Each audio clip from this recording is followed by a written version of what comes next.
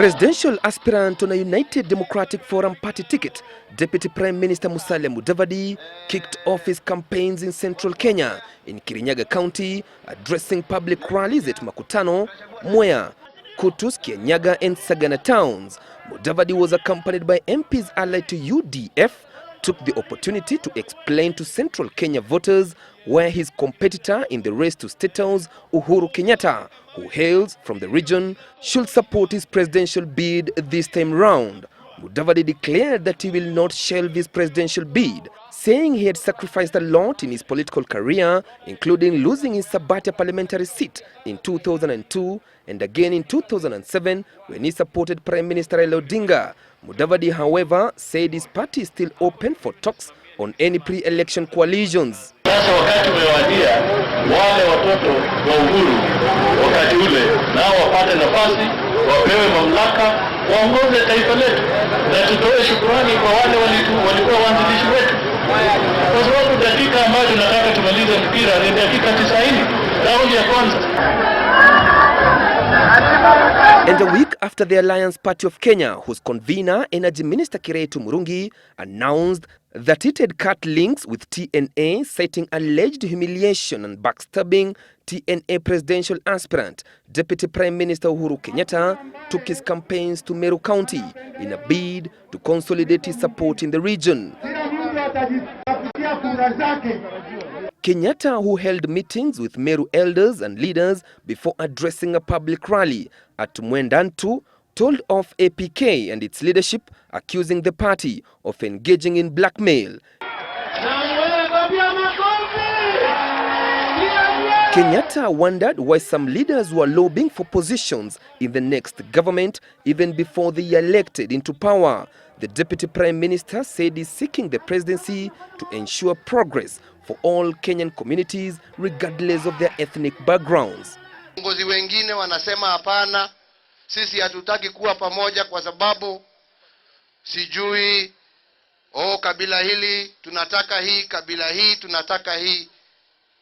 Badala ya tuseme wenzetu tushirikiane tupate serikali na wenzetu, hiyo tutaweza peke yake kama tutajua ya kwamba kujiondoa katika shida zetu kama Wakenya ni kuongea lugha ya shida ya mwananchi wa kawaida pahali popote alipo.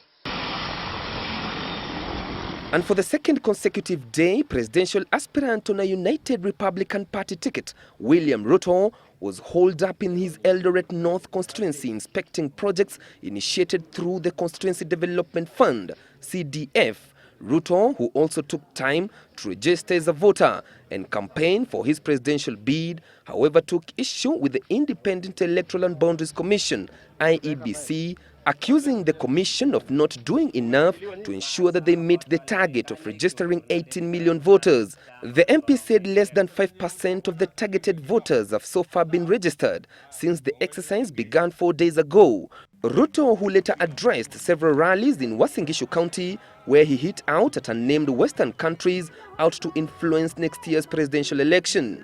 Mimi nataka niwaeleze wale ambao tunashindana na wao.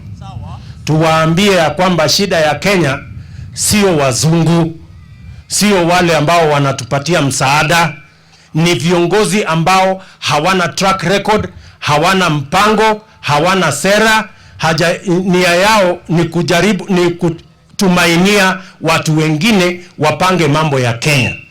Meanwhile, Prime Minister Raila Odinga has challenged religious leaders to play an active role in guiding Kenyans on the type of leaders they elect into office.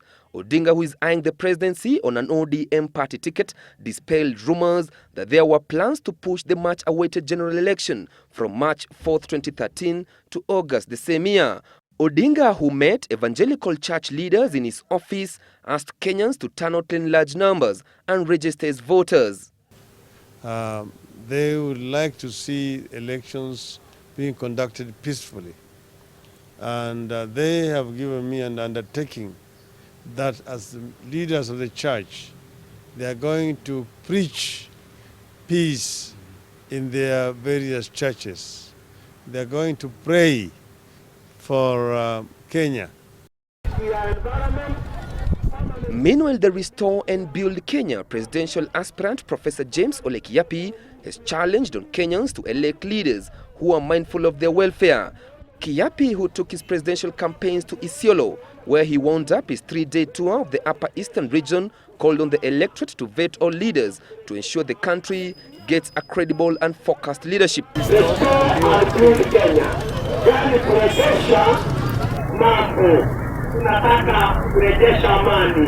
Chris Thairu, Citizen Weekend.